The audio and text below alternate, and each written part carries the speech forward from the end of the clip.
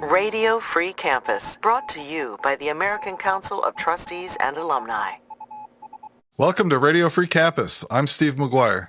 And I'm Justin Garrison, and in this episode, Steve and I talk with Sam Abrams, a professor of politics at Sarah Lawrence College and a fellow at the American Enterprise Institute, about the plague of anti-Semitism on campuses and how people can address that while respecting free expression and academic freedom rights. So let's get right to it. Steve, could you introduce our guest for today? Yeah, I'm really excited to talk to Sam. He's a friend. He's a friend of ACTA, and he's done a lot of work over the years on free expression issues on campus, or the lack thereof. As you mentioned, he's a professor of politics at Sarah Lawrence College, and he's also a fellow at the American Enterprise Institute. He's writing all the time. I mean, he's got op-eds coming out all the time, and just really great stuff. He's a really data-driven social scientist, so he's really got his finger on the pulse when it comes to the numbers and, what students are saying about free expression on campus and that sort of thing. So I think it's going to be really great to hear from him about, unfortunately, the topic of rising anti-Semitism on campus, or on campuses. We're going to talk to him about a recent shout down of Erza Klein at his campus. Erza Klein, the New York Times columnist, and look to him for some ideas about solutions. So should be a great interview. Let's get to it.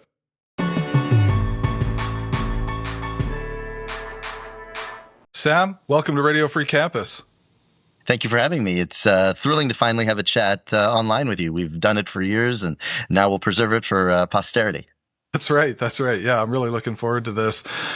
So, Sam, today we want to talk to you in general about anti-Semitism on American campuses, as well as issues pertaining to free expression, intolerance, that sort of thing.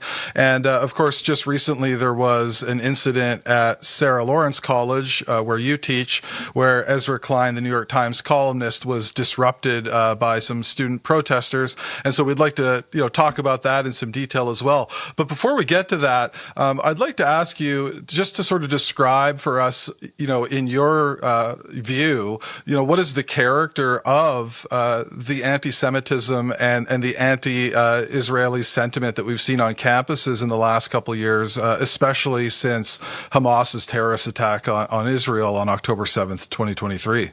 Sure. So, as a political scientist, I like to talk in terms of data. But to answer that question, I have to really go impressionistic. I don't have great data on that. We are trying to get data. We actually have lots of impressionistic data on campus today, but we don't have incredible, records prior to October 7th. We've certainly noticed an upswing in general. But if I had to describe it, and this is what I'm dealing with as a faculty member, so I know it's generally much worse among students, and students report this to me all the time. But since October 7th and the Hamas massacre in Israel, what I've noticed with respect to anti-Semitism is that it is much stronger and it's much more focused. And let me explain. From the day I began as a professor, Sarah Lawrence and many other schools for that matter were appreciably anti-Semitic. I'll never forget a few weeks into the semester of my first year teaching, the Jewish high holy days of Rosh Hashanah and Yom Kippur came up. When I say holy days, that is because these are the most holy days in our calendar. These are not holidays where you party. These are days where you contemplate, you pray, you're in synagogue all day, you wear white, lots of traditions, lots of history around that. And I remember saying to a number of colleagues, I said, I noticed the school is not off, is not closed for these days. And just as a reminder to any listeners or viewers, we're in New York, where schools do shut down, businesses shut down. It is not weird for the city to close for the holy day of Rosh Hashanah or Yom Kippur. Sarah Lawrence, nonetheless, was still open. I remember asking a number of my colleagues, again, as I was a new faculty member, what does the school do? Why don't we close? And all of them uniformly said to me, we don't acknowledge that. We don't acknowledge those days. As you are new, you need to be here. We're going to make sure that you're here. And if you're not here, that may be reflected poorly on you when you come up for third year review. Now, they could have threatened to send me to HR, but HR doesn't really matter that way when it comes to being a faculty member. What's important to remember is that these faculty colleagues can really support or undermine your promotion and your tenure. They have all of the power. And it was made, again, just very clear, I need to be there, or there could be severe consequences. I showed up. I felt sick to my stomach. I was enraged. I can't even fully describe the feelings I had that day. I'll never do it again. It felt horrible. So that sort of stuff has been going on among faculty members for a long time. I've been at Sarah Lawrence, amazingly, almost 17 years now. Hard to admit that, but it's true. Since October 7th, what has changed is that the students have begun to pile on. We have students, some who may be Gen Alpha, some who are Gen Z. Hard to know exactly the cut point yet. We haven't defined that. But these are students who are have grown up, in a world of COVID. They've grown up isolated. They grow up without friendships. They grow up digitally connected to these things all the time. And for better or for worse, they have a worldview of there are people who harm and there are people who are being harmed. And for a number of reasons, they believe that Israel and by extension, Zionist Jews, and most Jews are Zionist and see Israel as a center part of our faith, our heritage, our ethnicity, and so on, are evil. Simple as that. And because they are evil, you can do whatever you need to do to hurt them. You can punch up. It doesn't matter what tactics you use. However you use it, it's justified because you are righting a wrong that folks like me have committed. I don't know what I've actually done, but that is the worldview. So since October 7th, you have the faculty doing this. They've been doing this everywhere. Alan Garber, president of Harvard, recently even lamented that it is a huge disappointment and frustration to him about the activist nature of our faculty. So that's certainly the case. But the students have now piled on, and they don't see this as just an intellectual exercise. To them, it's not. It's an existential exercise. They see folks like me as being dangerous. They see folks like me as threatening the global order. They see folks like me as being oppressors who support the murder and rape of children and destruction of others. None of that is true. None of it has ever been true. But because they believe that, the tactics are everywhere. They quite frankly will take over a building. They have no problem becoming violent. So that's the world we're in, and that's the big change, which is anti-Semitism has been pronounced and problematic in the academy and higher ed for decades and decades and decades. And if you look back in New York, there were quotas at places like Columbia for years. The change, though, is that you have the faculty now doing this overtly with the students, and the students are piling on. So it's a much more intense, much more concentrated level of anti-Semitism. And in many cases, the administration is turning a blind eye to it, and by not engaging with it, is tacitly and in many cases overtly supporting this hostile environment. Yeah, it sounds, obviously terrible. Justin, you want to jump in? Yeah, we're on with Sam Abrams, a professor of politics at Sarah Lawrence College and a fellow at the American Enterprise Institute.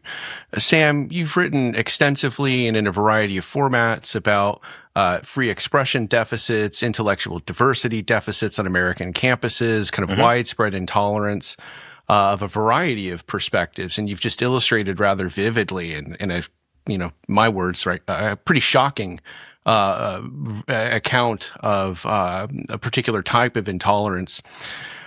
I guess, you said the data is scarce, so I guess in some sense, like whatever you say to this question can't be wrong because there's no data, right, or something. No, but I want to be clear that I'm always happy. One of the things I teach is that intellectual humility is critical. I am happy to be wrong. I am happy to revise. So I want to be very clear. I'm always happy to give you an impression, but at no point would I say that I'm universally right about everything. If you show me some data that proves me wrong, let's go there. No. Yeah. So first of all, for anyone who's watching, you've just seen a true rarity in higher education, which is a professor who has humility. Well, mark it down in your calendar that this happened on this day. But I guess the question I'm curious about is, do you see the situation that you've just described? Is it more like, October 7th becomes a convenient means to let something that's been festering really just explode? as if it's like, finally, we're going to have an opportunity to, from their perspective, right, do justice to the right cause? Or is this kind of the latest kind of unconscious catching on to some issue that's out there, and, in a year or two, it'll be some other thing? What's driving what here, I guess, in the language of social science? What's cause, what's effect? What are your thoughts on that in the broader scheme of things in terms of intolerance and lack of free expression on campus? Sure. So I do think that if you spend a lot of time with undergrads, and I do, whether it's at Sarah Lawrence in New York or with students around the country, and I'm very lucky to do that, and I still love to do that, and I meet lots of wonderful students. I also meet lots of horrible students, and I'm sorry to say that, but folks who come to college close-minded, people who come to college to push an agenda, they're not there to learn. They're not there to have themselves questioned. They're not there to be pushed. And if you're not there to do that, why bother? And that's when I say, what a horrible experience. What a waste of time, what a waste of money. We shouldn't be doing it. The question of cause and effect or directionality is hard to show in this case. I think that for many students, however, they are looking for a cause.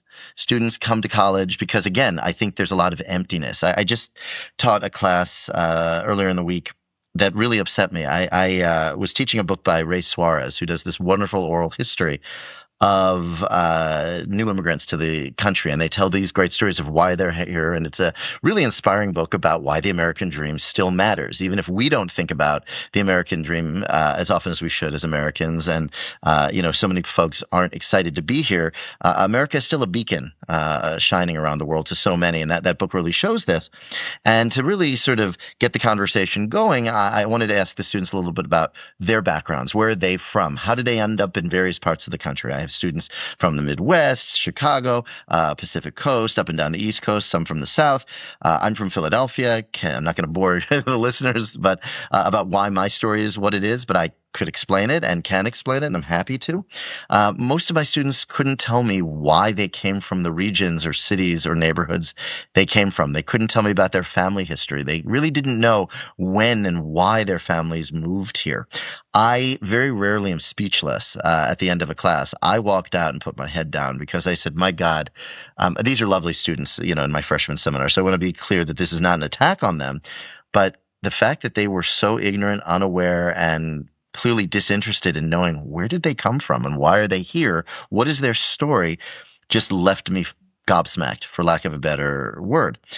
This is, for better or for worse, and I did some digging, this is, for better or for worse, not that unusual among this younger cohort of unmoored, unrooted, unanchored students, whether they lack faith, community, whatever it may be.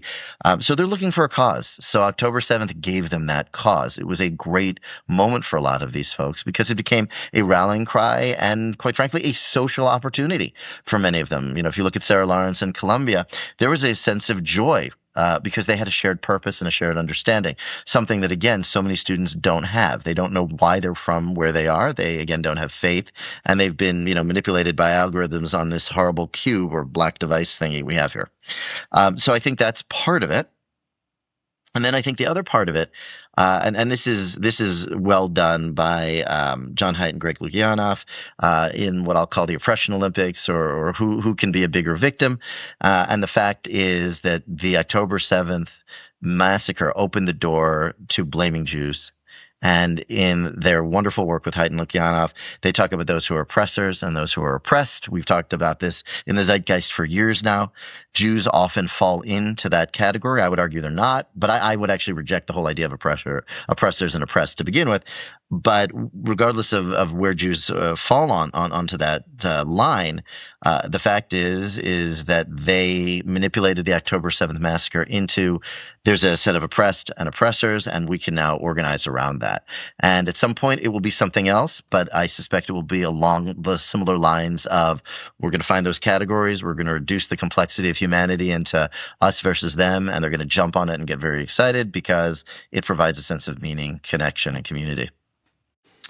If I could ask you to just speculate a little bit more, Sure. Some of this might have been driven by just being in between semesters, but is the oppressor-oppressed dichotomy that you've just outlined for us, do you think that's a possible reason why there was a relatively muted campus response to protests in Iran? that really didn't gain any traction because that doesn't fit the oppressor-oppressed paradigm? It doesn't. It's confusing for people. It's even less well understood by most students than Israel. And to go back to it, I do think there's intense anti-Semitism going on here, latent everywhere, which is if there's a chance to shoot down the Jewish community, why not? And a lot of this is driven by faculty members, and the Jewish Zionist community, I think, is a fairly easy target. I would say the Iranian Persian community, which is wonderful, is a less understood target and harder to rally for or against, actually, in that regard. So again, I think it could have been there, but it's a little harder to characterize as neatly or as simply as folks have tried to organize around the Jewish cause. Sam, with the oppressor-oppressed dynamic, another thing I wanted to ask you about, and then we'll get to the Ezra Klein incident. Of course. Is the diversity, equity, and inclusion, or DEI, the ideology, the offices or the programs and their role in some of this, and what your thoughts are on that. I think, after October 7th, it seemed like there were some people who were surprised, maybe even shocked to realize that DEI was not going to be a resource in a lot of places for combating anti-Semitism. In fact, some of the people in these offices might even be some of the worst offenders on campus in terms of pushing anti-Israeli or anti-Semitic narratives and that sort of thing. And so I wonder if you have any thoughts on that. I think some people might still like to think that a sort of approach to a certain kind of approach to diversity, equity, and inclusion could maybe be part of the solution here, whereas there are others who say, no, DEI is part of the problem and, should be jettisoned or certainly at least not looked to as part of the solution when it comes to anti-Semitism on campus. The problem with your question is that is a 5-hour discussion and requires deep history. You have 60 seconds. So in theory, DEI is hard to object to. Because why would anyone be opposed to diversity? Inclusion, equity is a whole nother matter, but diversity and inclusion is a problem.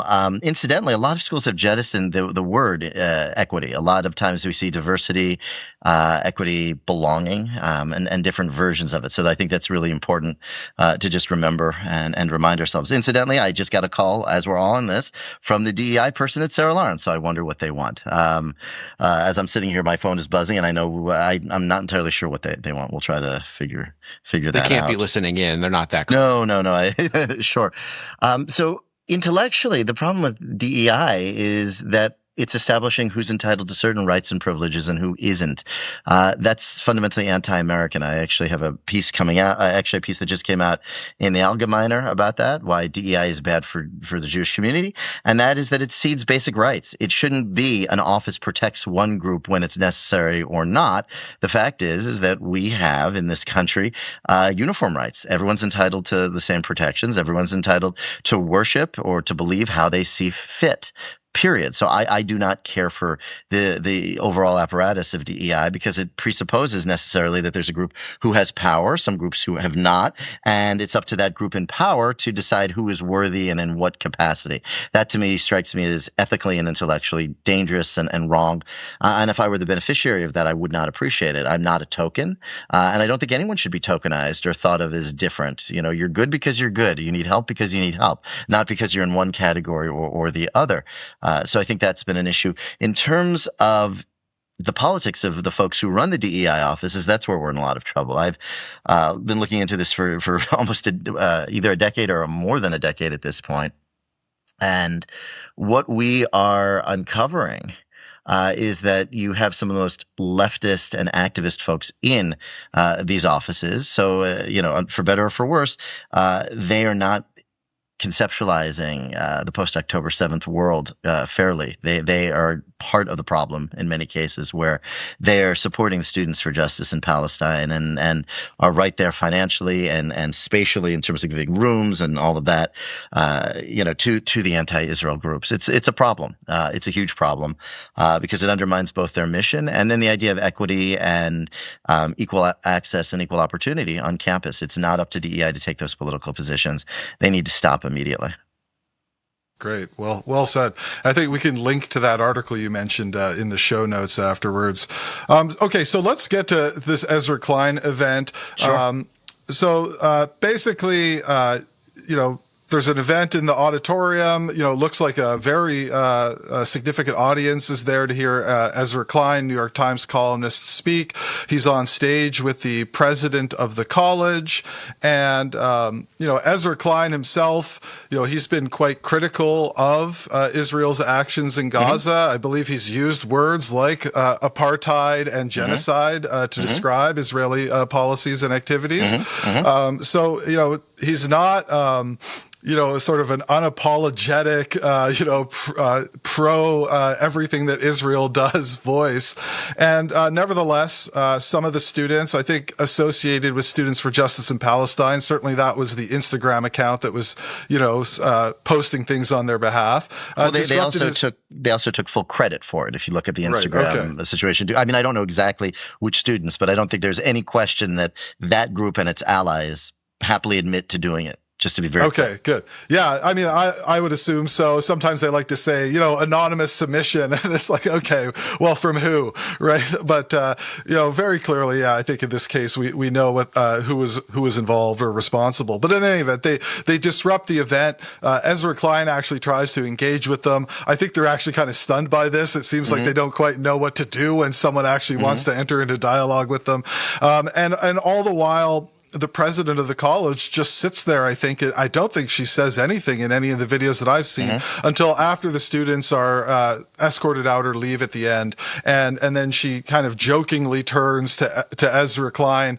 and says, "Welcome to Sarah Lawrence," which is just such a pregnant response, I think, in terms of the character of the place and a lot of the incidents that we've seen there over the last couple of years.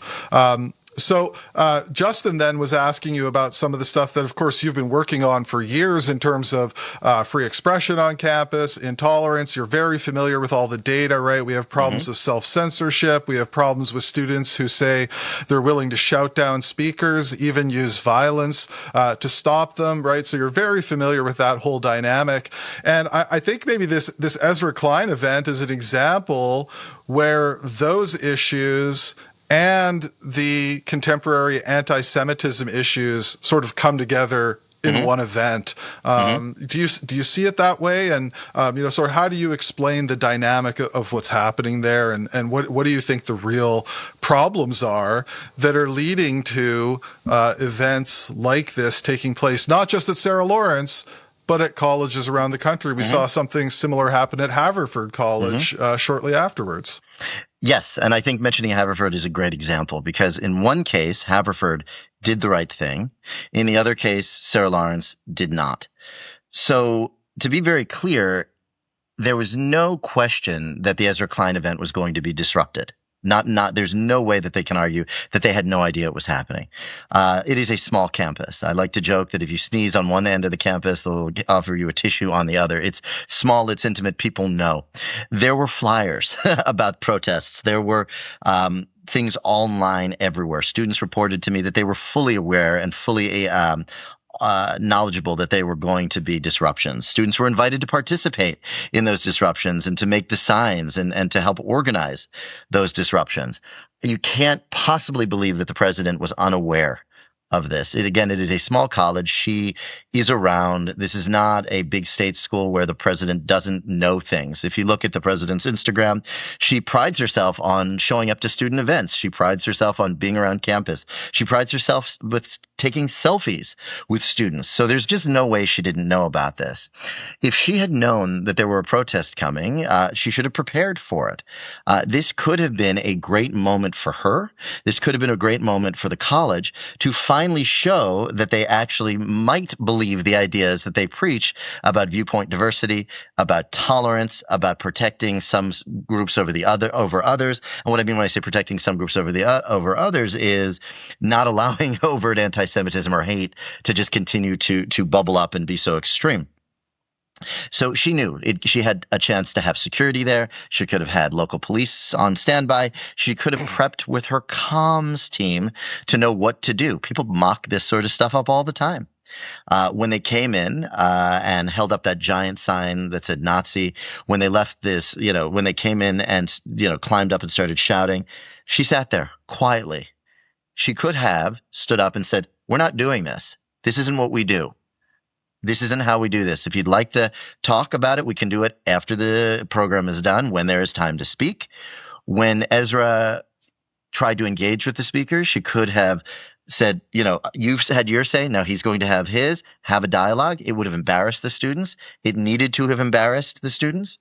When the students refused to engage with Klein and talked over him, and when they humiliated themselves because they openly basically conceded they couldn't have a dialogue about this, she should have walked out and said, "I'm going to pause this," and had a conversation with the protesters right then and there. She could have prepared for that. If she didn't want to engage with the protesters for whatever reason, and I do think there are a whole bunch of reasons, but for whatever reason, she could have done nothing then. But when they left, instead of mocking the legitimacy of my institution, mocking its values, mocking its tradition of having meaningful dialogue, instead of saying, "Welcome to Sarah Lawrence," and eliciting awkward chuckles, she could have had some prepared notes, or roughly an outline of prepared notes, and immediately on the spot condemned the behavior. She could have done that. And today's meeting, you and I would have had to be praising her. I have problems with her. That's no secret. I am not happy with how she has run the college. I think she is deeply anti-Semitic. And I've said that before. I think her behavior reflects that. I believe the fact that she works with the Mellon Foundation reflects that. I think she takes a lot of marching orders with those sorts of communities. But that being said, if she had done the right thing, I have to give credit where credit is due. As I said to a few minutes ago to Justin, the fact of the matter is evidence is evidence, data is data. She could have changed the entire narrative arc of the school had she been willing, strong enough, and open to doing it. The fact that she didn't do it, to me, I believe is proof of what she really believes in. And in the case of Haverford College, within a day, the security folks had a public statement. The president had a public statement. Sarah Lawrence has no public statement. A statement was sent around to the Sarah Lawrence community, but it wasn't posted online. And the investigation was wrapped up in a few days at Haverford because there's nothing to investigate. It was obvious what happened. It was obvious who did it. It was obvious that rules were broken. At Sarah Lawrence, all she did was promise an investigation. It's now been 2 weeks. What needs to be investigated? The very group that did it took responsibility. We know the names of the students who did it. They're on film. We know what they did. There's nothing to investigate. Rules were broken. Punishments need to occur. And the school needs to come down on the fact that we have values.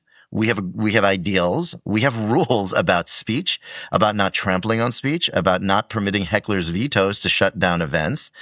And, the fact is, after 2 weeks, by saying nothing, she's tacitly and more openly, overtly said, well, we're not going to do anything about it. And we support this sort of behavior. Even Welcome to Sarah Lawrence was supporting that sort of behavior. That's not free speech. That's not how for the First Amendment works. They are welcome to go protest on a public street. They can say whatever vile things they want. That the First Amendment protects them from being arrested for saying vile, horrific things. The First Amendment does not protect them from codes of conduct in a private school. The event was public, but it doesn't protect them from punishment.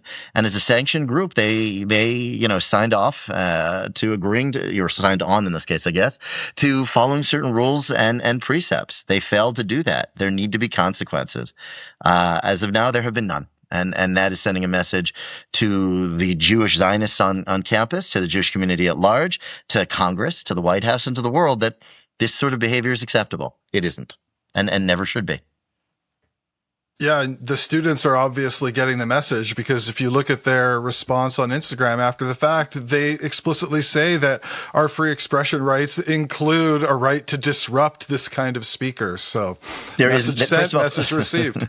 There are no free expression rights on college, on a private college campus that way. They are contractually governed, and they break the rules. The rules are very clear, 3 or 4 places in the student handbook and on the website. And the example I use all the time is I could use racial or insensitive epithets all the time. I may have a First Amendment right to use those in the public square, which protects me from government arrest, seizure, and so on.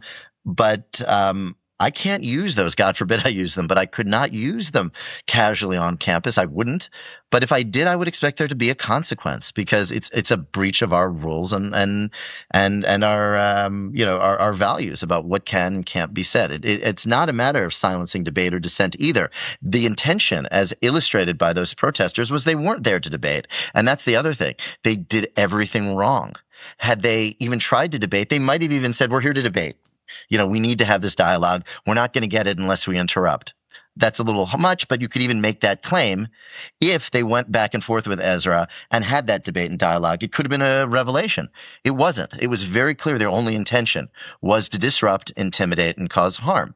They were presented with a chance to debate multiple times. The fact that they didn't showcase that they really only intended to disrupt, and therefore it's unquestionably clear that they need to be put on leave, expelled, what have you. This sort of behavior disrupts the learning environment, disrupts my ability to work as both a Jewish Zionist and a teacher, and my students are Jewish Zionists as well. This is a horrible environment to be in. I'm sorry to say that, but it's just the truth. Yeah. Yeah. Justin? Yeah. So, Sam, I guess the short version of this question is like, so what do we do?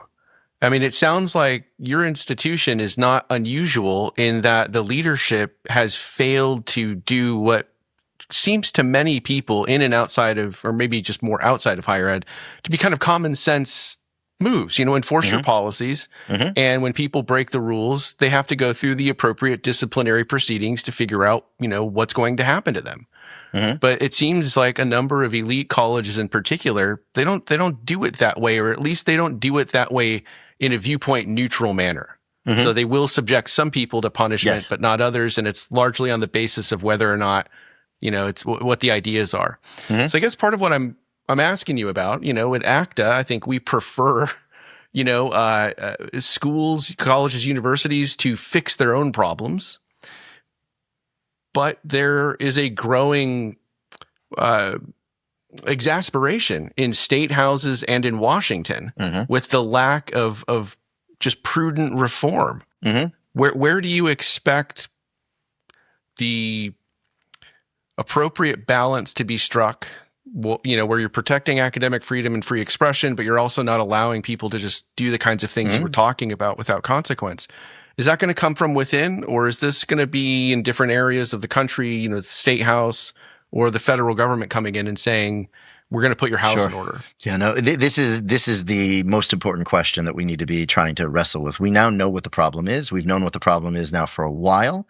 It's sort of like what I say with groups like the Heterodox Academy, which I'm very proud to be part of. We've defined the problem, but we now need to go further than defining the problem. The question is, what do we do about it? And, there's no question we now know what's going on.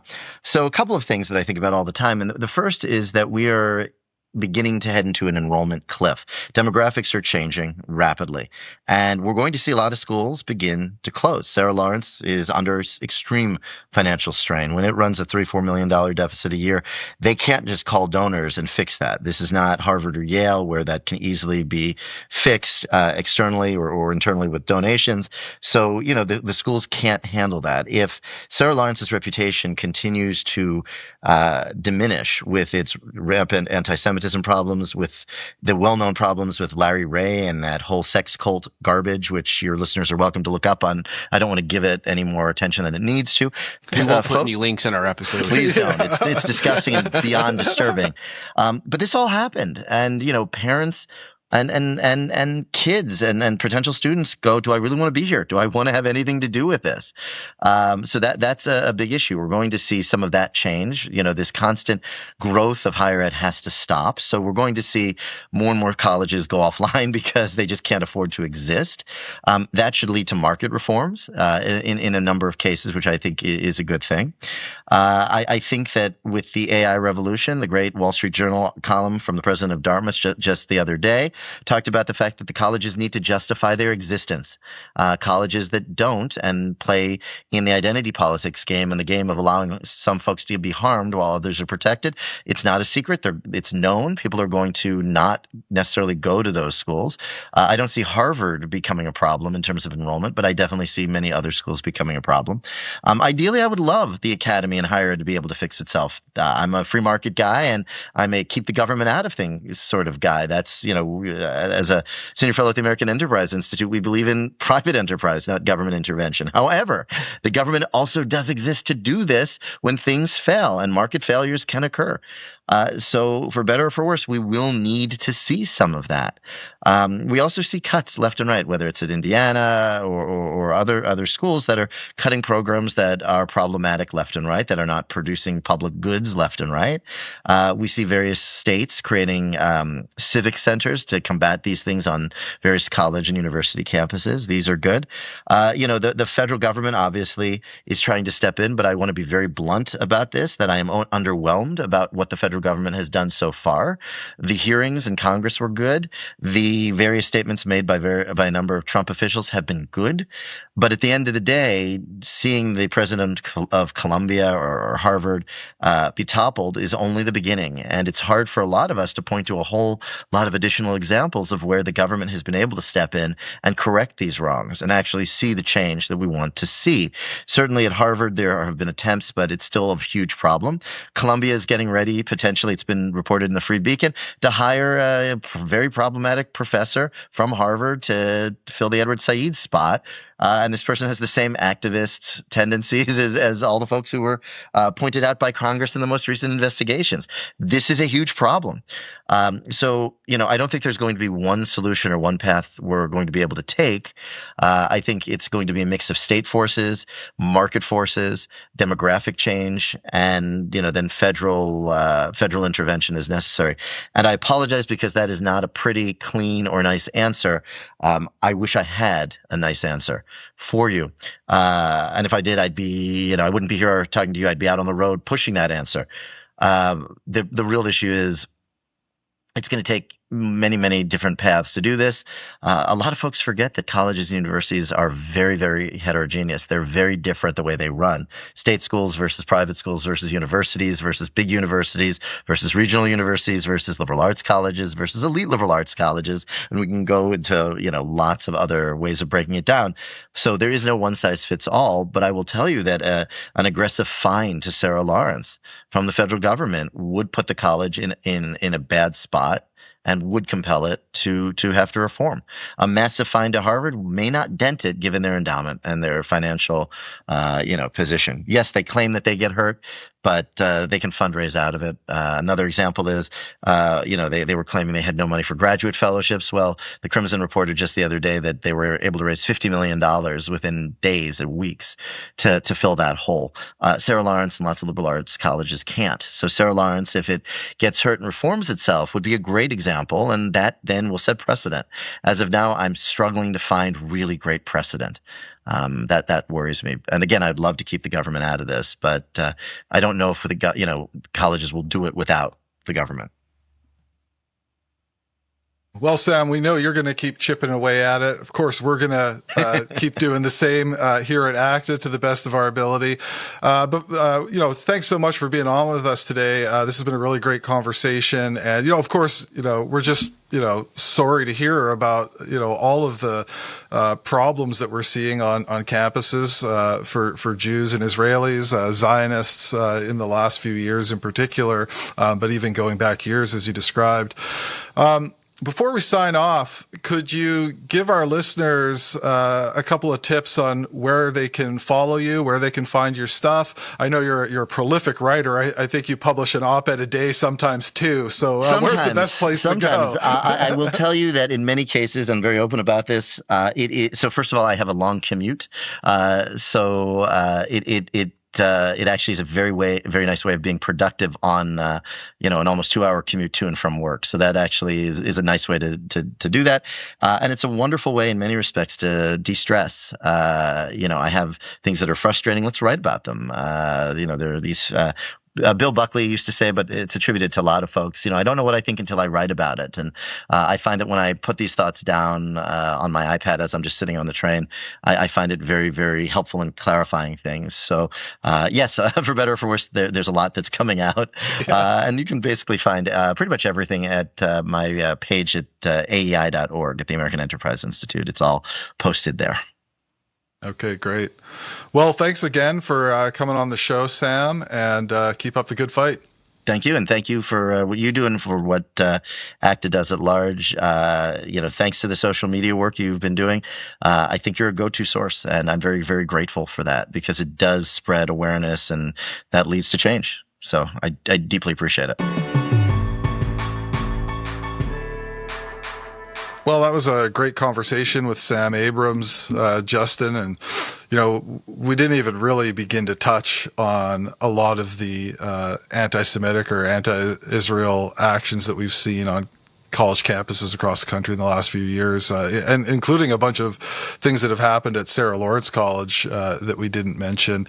But there's been all kinds of things there. A student was walking around campus wearing a T-shirt that says something about how Israel's a garbage country that's only loved by garbage people, swastikas being drawn. I just wrote an op-ed about this Ezra Klein thing that got published in Minding the Campus, not to self-promote, but, part of it was I went through and went back, some of it in my own Twitter account and, or X account and pulled some of the examples of things that have happened there over the last couple of years. A building occupation where they were handing out, literally pro-Hamas propaganda.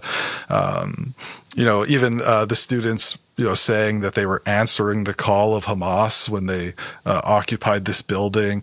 Just crazy, crazy stuff. And the Students for Justice in Palestine group there a couple of years ago won a leadership award on campus. So Sam was making the point about the president really not reacting properly or setting the appropriate tone, and the students getting the message that she's sending by doing that. And to me, this is just another example. Like, you give them a leadership award, come on, guys. But anyways, what was your reaction to the interview with Sam? Well, it didn't do anything to boost my enthusiasm for encouraging anyone to go to Sarah Lawrence College. I was reminded of this moment in episode 4 of Star Wars where they approach Mos Eisley and Obi-Wan says, you'll never find a more wretched hive of scum and villainy. And, I wouldn't want to apply that literally, but holy cow. I mean, that just sounds like a really toxic place to work unless you exist within a very narrow set of left-leaning political ideas. And that's not good for anyone.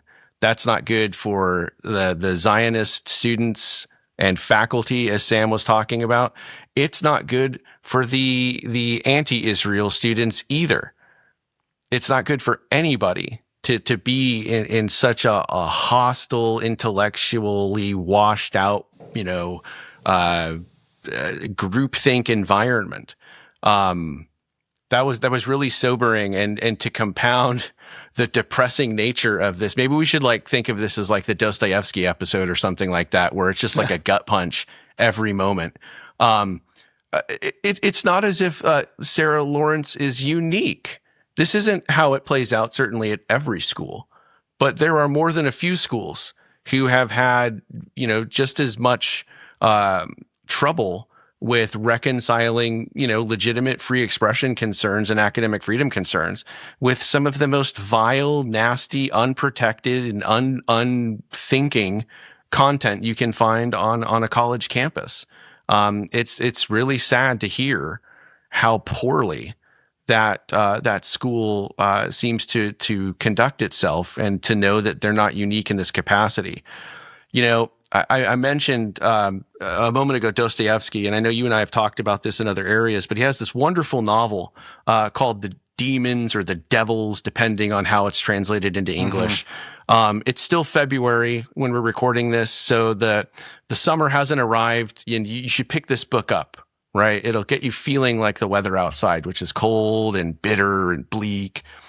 But it's a fascinating novel, because, in one level, it's about the radicalization of the youth. But one of the things that he does, and this was not common knowledge or a common conclusion to come to in the 1860s and 70s when he was writing this novel, is he blames the preceding generation for indulging the radical stupidity of the youth.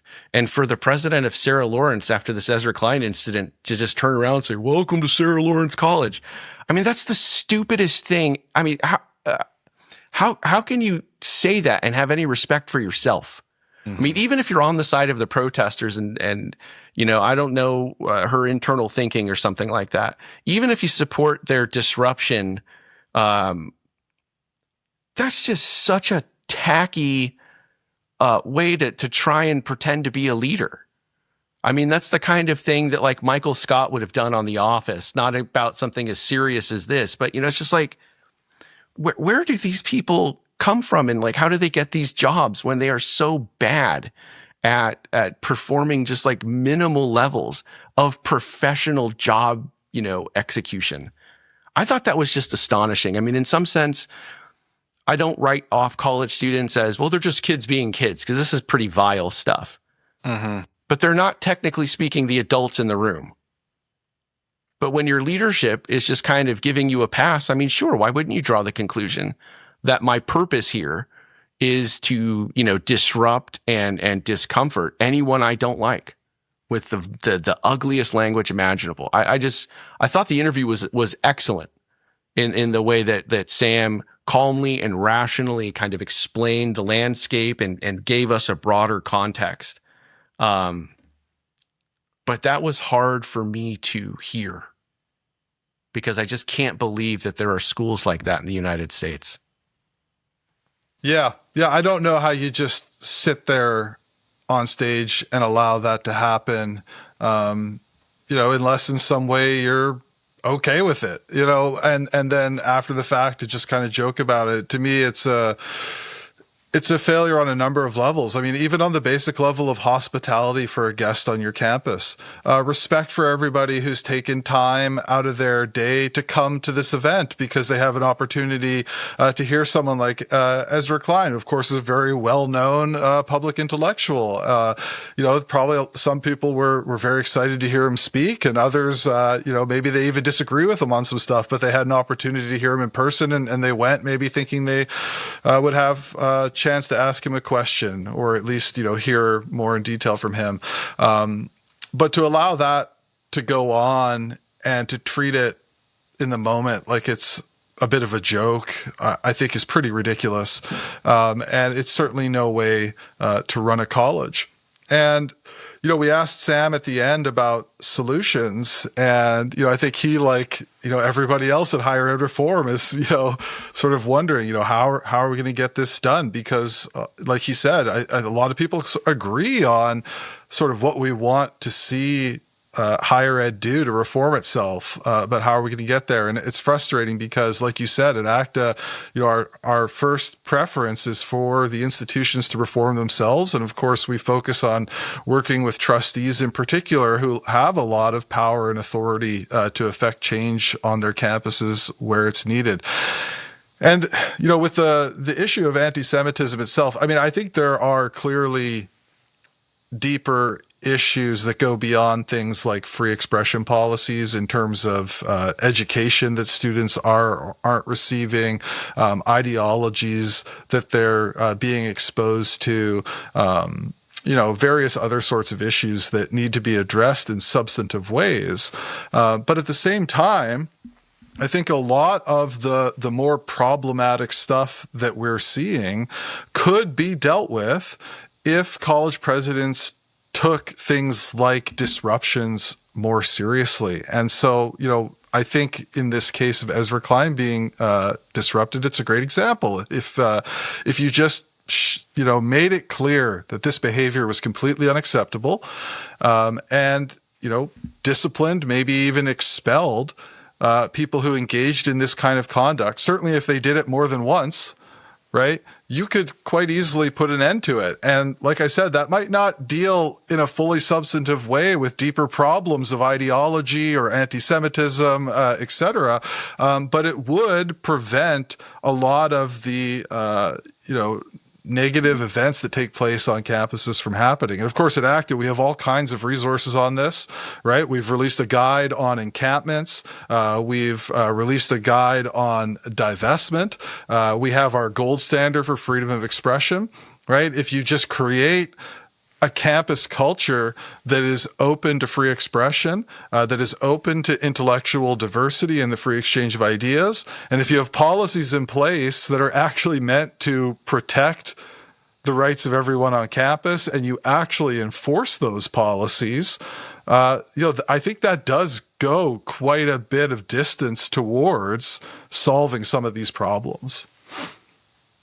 Yeah. Someone who's near and dear to my heart, Irving Babbitt, wrote in Democracy and Leadership that one of the best things about human nature is that it's sensitive to the right example and that you can make tremendous changes provided that the example of good conduct is right enough. And so whether you're listening and you're a trustee or you're a college administrator or president, change is coming either way. A lot of schools have seen that. And as Sam told us, Harvard can absorb that, but most schools can't. So do you want to use your scalpel while you have it, or are you going to wait for the meat cleaver to come from the State House or from D.C.? It's just, there's no more time to dither and delay. Things need to change, and they're going to change from within, or it's going to be forced from without. And we want from within. Yeah. Yeah, well said. Well, I'm glad we had the chance to have the conversation with Sam. And of course, he's doing great work as well on all of these issues. And so, it was good to hear, his perspective on these things.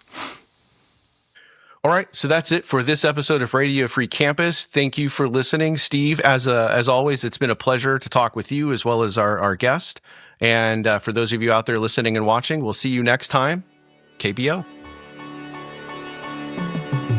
Thank you for listening to this episode of Radio Free Campus. If you enjoyed the show, please like, subscribe, and turn on notifications so you don't miss an episode. Audio-only versions of Radio Free Campus are available on all other podcast streaming platforms. Whether you have comments, questions, or suggestions for future episodes, the hosts would love to hear from you. Comment below or email them at radiofreecampus@goacta.org.